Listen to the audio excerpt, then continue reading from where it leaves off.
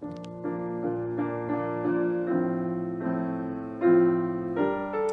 evening, First Pres family. This is, as they say, Good Friday. But it doesn't always feel good to reflect upon Christ's death upon the cross. And this day marks the day in Holy Week that we remember Jesus' death, Jesus' suffering, Jesus' passion, they call it, the passion of the Christ. And so I'd invite you to take this time as we begin our worship together. You can pause the video if you need to, but I invite you to clear the space around you, to turn off any extra lights you have in the room, especially if they're fluorescent. Go ahead and shut off some lights, and I invite you to gather around candlelight for our service together. We light the candle to remind us that God is with us. And as we end the service this evening, you'll be invited to reflect on Christ's death and to blow out the candles as we remember that this evening and as we look forward through the darkness of Holy Saturday into the light of the resurrection on Easter. So having lit some candles, having cleared our minds and hearts, I invite you to take a deep breath in and let it out. As one of my favorite Presbyterians always says, breathe in the grace of God and breathe out God's grace to those around you. Let us pray and worship the Lord in spirit and in truth.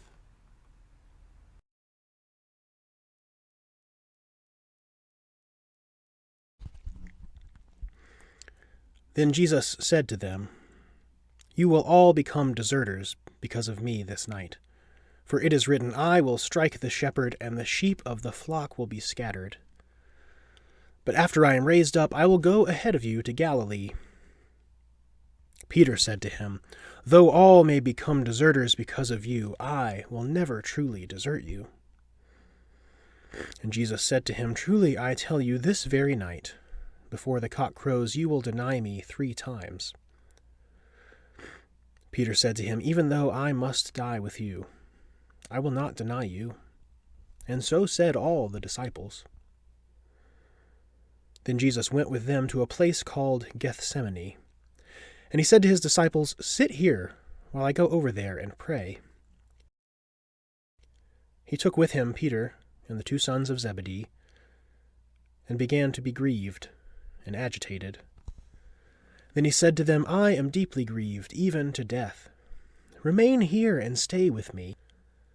And going a little further, he threw himself on the ground and prayed, "My Father, if it is possible, let this cup pass from me.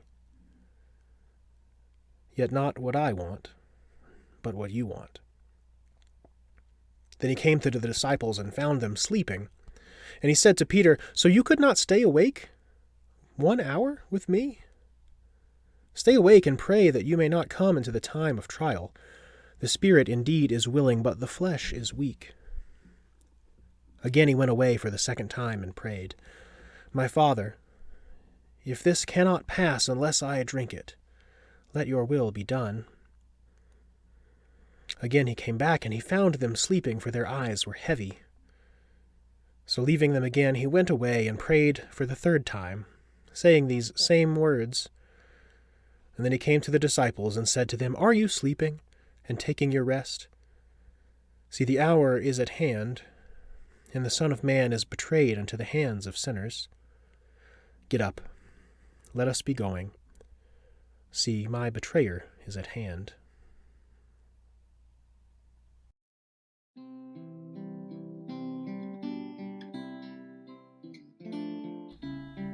Now Peter was sitting outside in the courtyard. A servant girl came to him and said, "You also were with Jesus the Galilean." But he denied it before all of them, saying, "I do not know what you are talking about." When he went out to the porch, another servant girl saw him, and she said to the bystanders, "This man was with Jesus of Nazareth." Again he denied it with an oath, "I do not know the man." After a little while, the bystanders came up and said to Peter, "Certainly you are also one of them, for your accent betrays you." Then he began to curse, and he swore an oath, "I do not know the man." At that moment, the cock crowed. Then Peter remembered what Jesus had said. "Before the cock crows, you will deny me 3 times." And he went out and wept bitterly.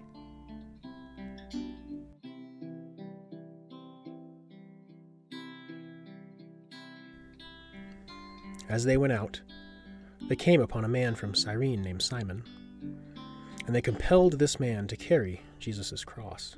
And when they came to a place called Golgotha, which means place of a skull, they offered Jesus wine to drink mixed with gall, but when he tasted it, he would not drink it.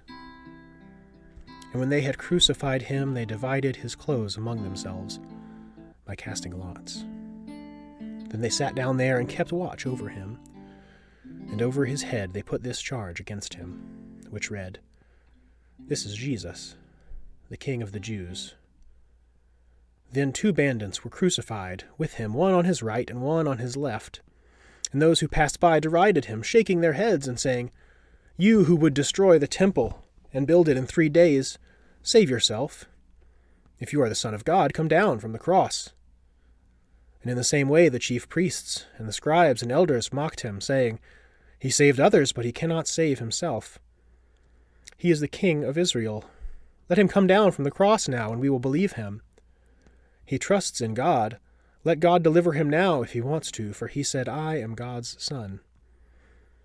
The bandits who were crucified with him also taunted him in this same way.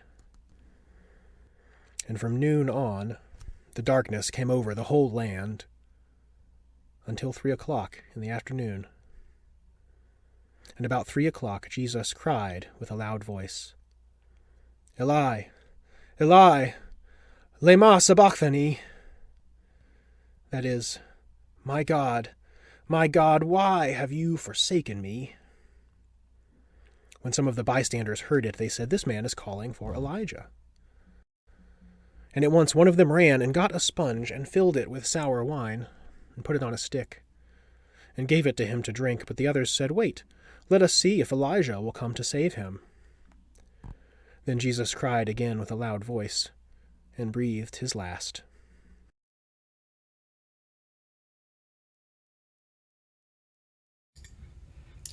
Let us sing together, "Jesus Walked This Lonesome Valley." Jesus walked this lonesome valley. He had to walk it by himself. Nobody else could walk it for him. He had to walk it by himself. We must walk this lonesome valley. We have to walk it by ourselves. Nobody else can walk it for us. We have to walk it by ourselves. You must go and stand your trial. You have to stand it by yourself. Nobody else can stand it for you. You have to stand it by yourself.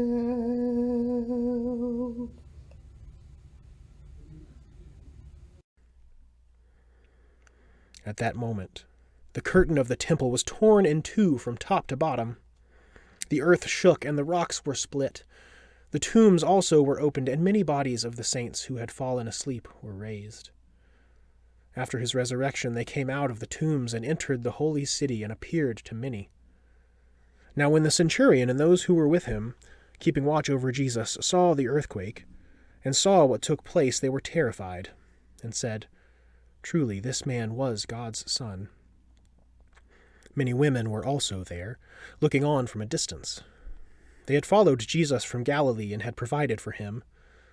Among them were Mary Magdalene, and Mary, the mother of James and Joseph, and the mother of the sons of Zebedee. When it was evening, there came to a rich man from Arimathea, named Joseph, who was also a disciple of Jesus. He went to Pilate and asked for the body of Jesus, so Pilate ordered it to be given to him. So Joseph took the body and wrapped it in a clean linen cloth, and laid it in his own new tomb, which he had hewn in the rock.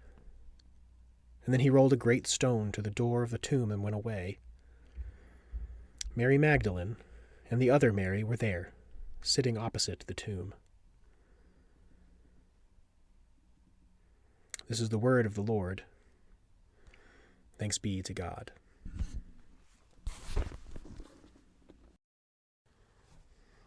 We now invite you to join us in a closing meditation, led by our friends at A Sanctified Art.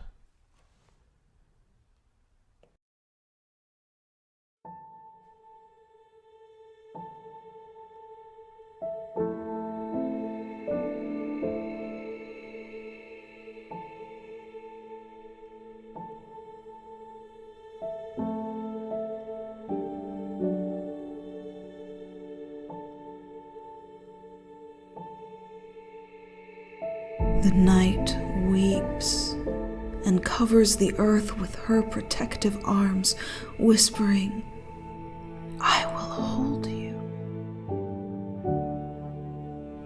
The skies crack and the earth groans as God dies. And the wilderness is truly empty, and there is nothing but silence. The kind of silence that comes when there is no more point to breath.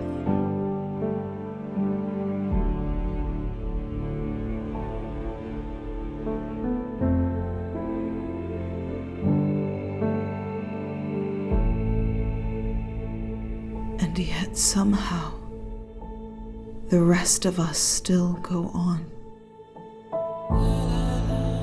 Breathe with us, O earth. Breathe with us, O sky. Breathe with us, O night. Stay with us as we wait. We wait.